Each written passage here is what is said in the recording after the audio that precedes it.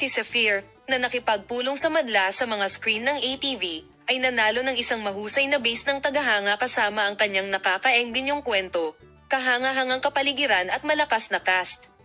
Gayunpaman, ang finals ng serye ay nagdulot ng pagkabigo sa madla. Ang palm ni Zafir, habang nagagalit ang matapat na tagasunod ng serye, ang nangungunang aktor na sina Ozge Yajez at Burek Berkay Apgul ay nagsimulang magsalita kahit na matapos ang pangwakas na serye. Nagsimula ang kimika sa serye, lumipat sa totoong buhay si Ozge Yajez at Burek Berkay Apgul, na nakalak ang madla sa screen at nakakaakit ng pansin sa kanilang mga romantikong eksena sa serye ng Sapphire, ay inilipat sa likod ng kamera sa paglipas ng panahon.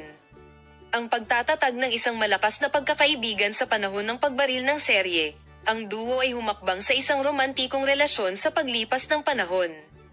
Ang sikat na mag-asawa, na magkasama ng magkasama, ay tinanggap na may malaking interes ng kanilang mga tagahanga.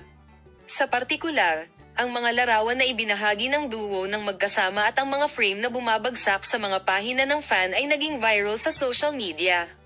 Mga gumagamit, sila ay naging isang mahusay na mag-asawa sa totoong buhay, ang enerhiya sa screen ay natupad.